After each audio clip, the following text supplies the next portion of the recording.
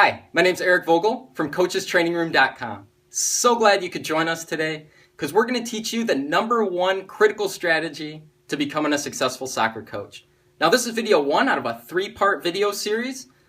The next video, you'll get a link in your email to video two, which will be the 3 elements every training session should include. You won't want to miss it. That one's action-packed with a ton of great information for you.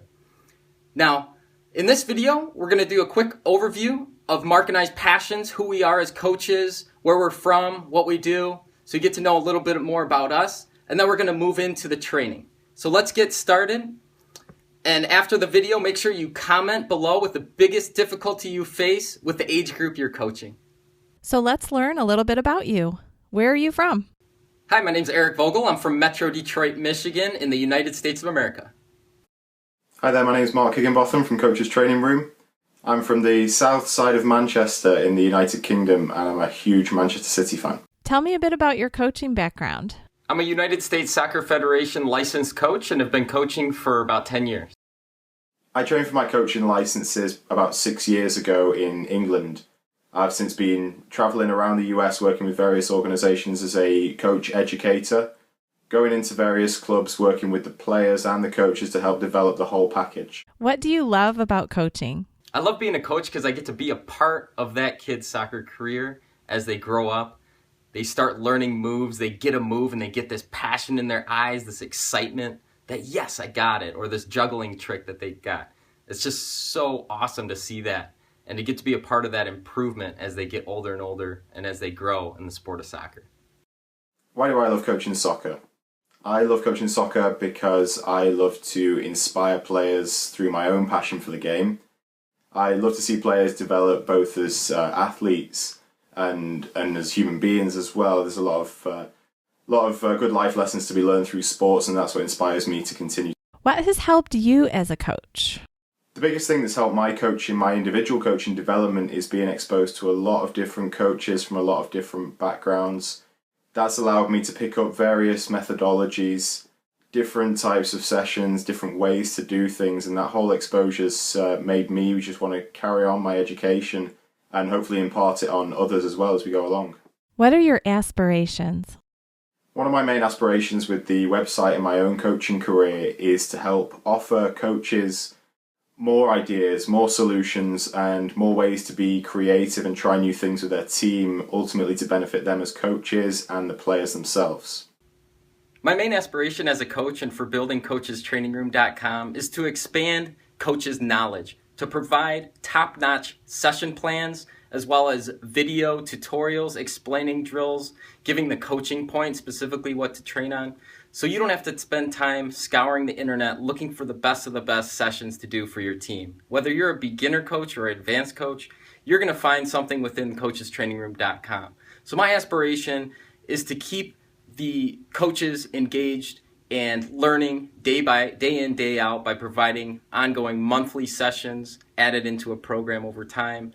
And also, we're going to be learning from you through our private community of coaches as we share information back and forth. So my aspiration is to grow right along with other coaches so we can expand the sport of soccer and take it to the next level. Okay, now let's jump right into today's training. What is the number one critical strategy to becoming a successful soccer coach? Well, are you ready for this? It's earning and keeping the respect of your players. If you don't have the respect of your players, they're not going to listen to you. They're not going to do what you say. Therefore, they're not going to get better as a soccer player. Now we're going to share some crucial tips on how to earn and keep the respect of your players. Firstly, it's important to understand that players don't necessarily care about the amount of coaching qualifications that you have. Ultimately, what they care about is knowing that you personally care about yourself as a coach. It's important to remember too that players learn in different ways, so it's important to get to know your players as quickly as you can, get to know your team, get to know what motivates them individually. It's also crucial that you create a team environment, that you make every single player feel like they are part of something, that they have a role to perform in order to keep that team moving. Ultimately, the end goal is to ensure that all players have had a really, really positive learning experience come the end of the season. So take every opportunity that you can to show that you care. Make sure you set high standards as a coach at the beginning of each and every season. This is important for both players and parents.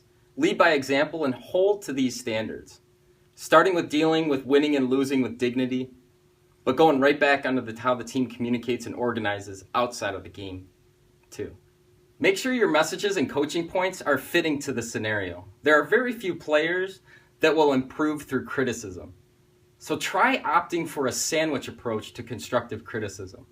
For example, good passing technique there. Next time, try planting your foot next to the ball, and that pass will go right where you want it. Will be much better received than, no, you need to be doing it this way. Adapt your training plans and programs to get the most out of each individual athlete at each training session. The best coaches plan a practice session with a clear topic and learning end product in mind. It's important to take a plan B to each session with you to be able to adjust your session according to ability of the group of players.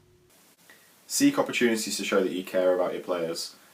One uplifting comment after a defeat means 100 times more than the amount of praise that you could heap on them after a victory. Something else to remember is to never stop improving as a coach, to new methods, new styles, and be prepared to be a student of the game too. You're carrying the players to continue moving and developing. So make sure you're keeping up with those players and continuing with your own education. Hey, we hope you enjoyed video 1 of our 3-part video series. Video 2 will be coming in about 3 to 4 days, so keep an eye out in your email inbox for that link. You won't want to miss it. That one will be on the 3 elements every training session should include. That'll be jam-packed and will help you a ton. So if you haven't done it already, comment in our comment section below with the biggest difficulty you face with the current age group you are coaching.